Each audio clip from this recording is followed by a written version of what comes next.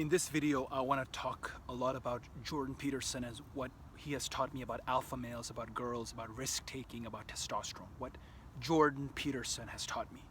He has been probably the highest influence on my life in the last 2 years. Before it was other people, Gary Vee, the RSD guys, Elliot, all those guys were in the past. Jordan Peterson is probably the #1 influence on my life right now and in the last 2 years. So let me talk about what he has taught me. So Jordan Peterson, alpha males, and testosterone. What the fuck do we know and what the fuck have I learned from him? First and foremost, the top guys get everything. There's a male dominance hierarchy. Jordan Peterson always talks about it. I'll get into all of this soon with the myths and all the stories and stuff. But essentially, the top 5, 10%, maybe even less, maybe 1% of men get everything. Girls, money, power, influence, sex, food, everything. That's just how it is. That's how society is. There's a square root law that I learned from Jordan Peterson. You might like this. Take the number of people in a company or an organization or anything. The square root of that will do half of the work.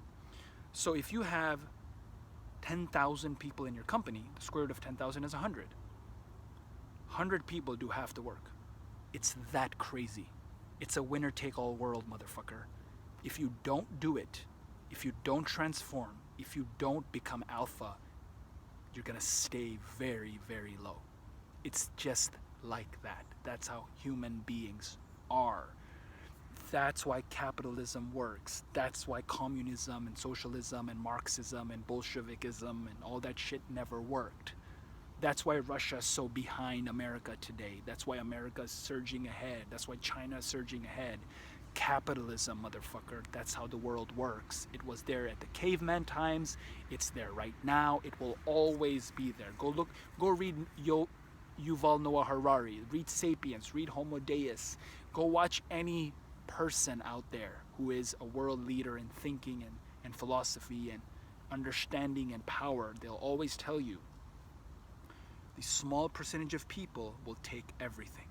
When machine learning becomes commercial and robots are running everything, guess what? Most of the world will be useless.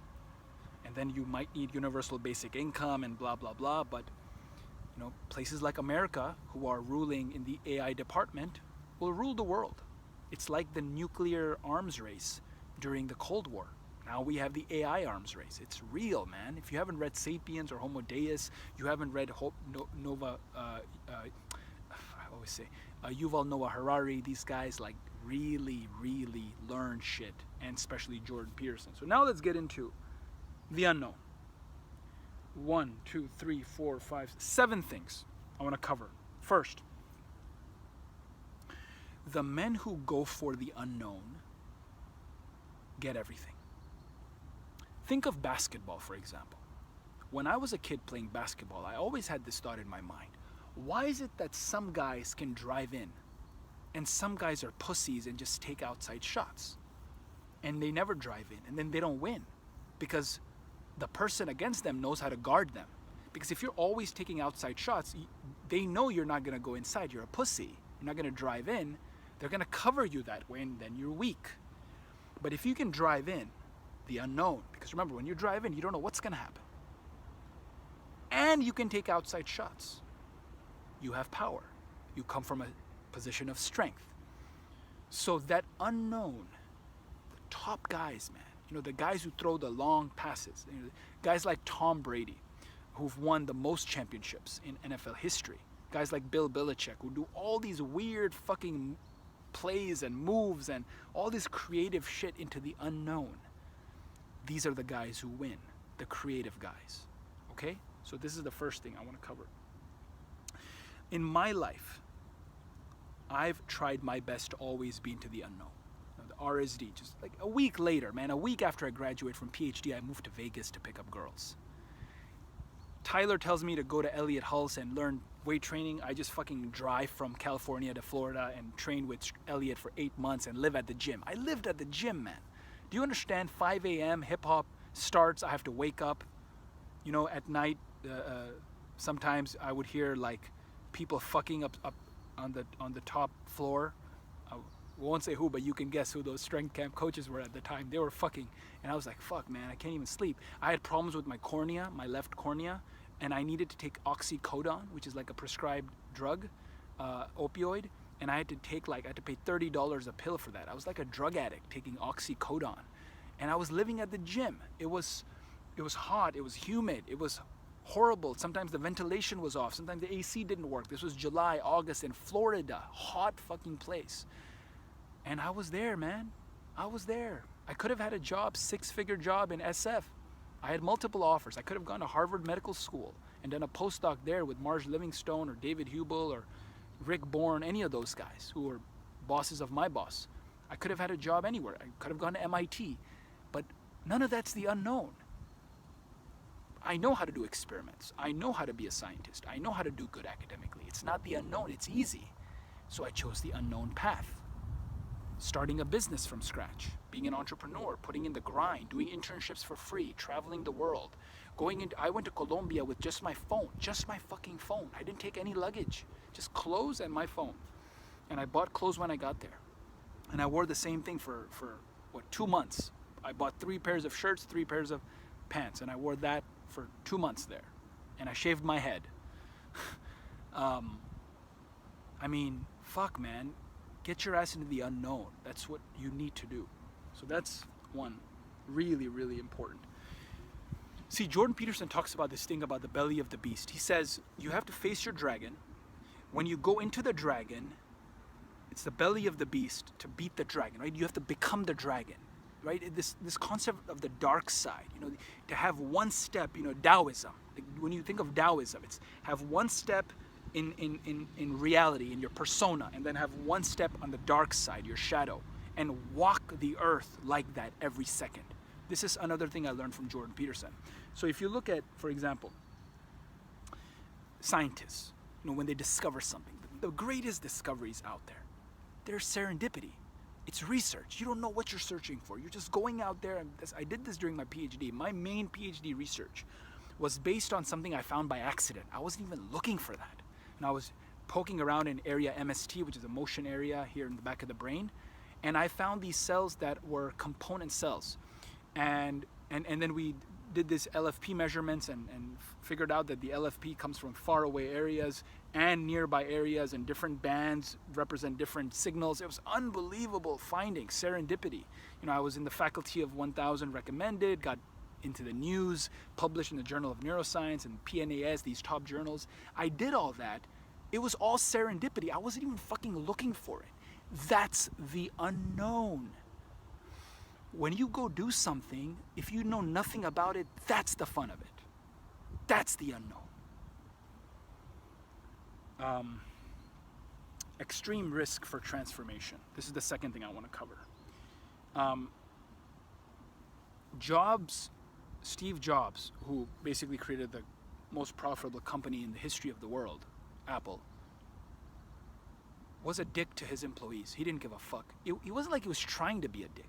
He just didn't care about pleasing people. He did what he wanted to do. That's who he is, who he was. You look at a guy like Elon Musk, he says work 100 hours a week. Because if someone's working 50 hours a week, you're working twice as much, you'll be twice as successful, at least, if not more. Because these things tend to climb up exponentially.